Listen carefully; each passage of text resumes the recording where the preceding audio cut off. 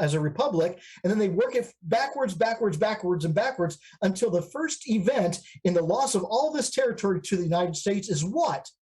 The imprisonment of Stephen F. Austin in a Mexican Inquisition prison. So you have that story being the first story of a victory on the Texas side in creating a republic, and you have it the first step in the story of tragic loss on the Mexican side. So how do you take and unify those stories? What kind of education system do we have, and how do we teach? We tend to teach in bullet points because that's the best way that we can learn. We don't talk about those shades of gray like you said, but it's in those shades of gray in teaching those things that get us that story of how we won or how we lost, depending upon which side of that Texas-Mexican line you're on.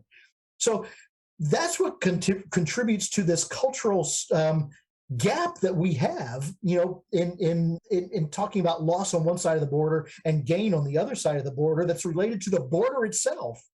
So we have to get different bullet points because it's a difficult thing for us to take and impress upon our young people, or whether it's in school or in university or at any level, even on us old people. It's how do we do that? If it's down to bullet points, then we need to change our bullet points. The complexity, and again, as a Louisiana person, I have a tendency when I go somewhere, like when I went to Turkey, it was, what kind of food you got? I'm from Louisiana. That's just how I am. And I'm like, what kind of music you got?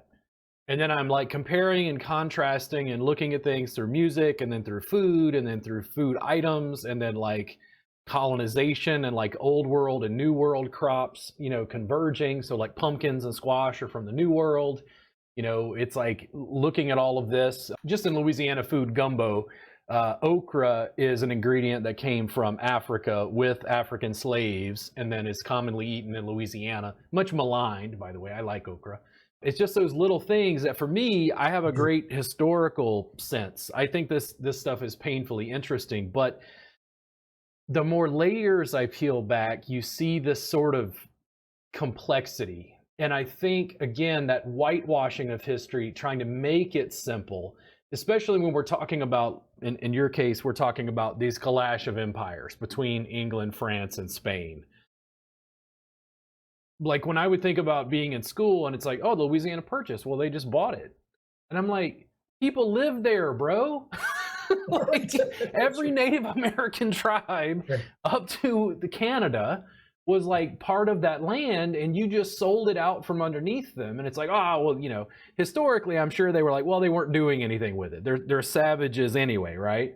And I'm going, so in New England, because I lived in Pennsylvania for a year, one of the things I find most interesting, and they talk about, I think it was the Iroquois Confederacy and certain things that were drawn from like the Declaration of Independence and the Constitution from Native American tribes that the colonists had been interacting with for years, is the British came over, the redcoats, and when they were fighting, it's like, oh, we're going to line up just like we do in European battle.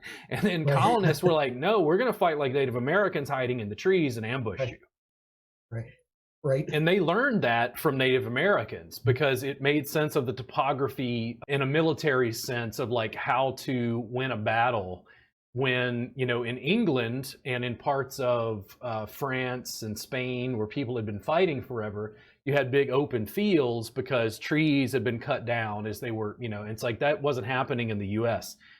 In the end, I just am completely blown away by the complexity and the depth. And I knew, for instance, having you on for an hour podcast, we were not going to cover much. It's like, well, let's discuss the empires of England, Spain, and France and how that collides in the New World. It's too broad a topic. So it's amazing for me at 44 years old to realize just how little I understand of the history of the place that I actually live in.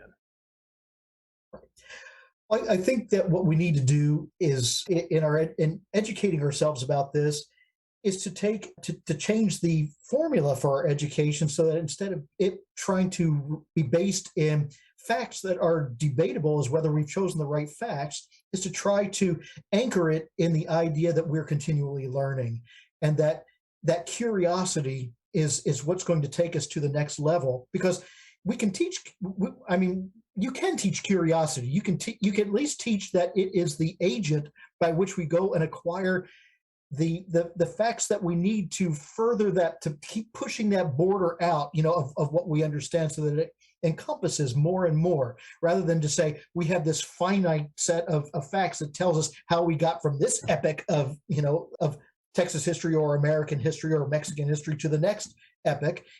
How to dissolve that story down into biteable bites for ourselves, and continue that curiosity for learning, because that's what's going to carry what we have in our generation, which is, I think it's actually starting to happen, to the next generation, by telling them, don't take for granted that what you're learning here is the end of the story. This is the best that we understand it right now, and yeah, you'll be graded on it, but well, what is to be discovered tomorrow about this can rewrite the books for the next generation and your children.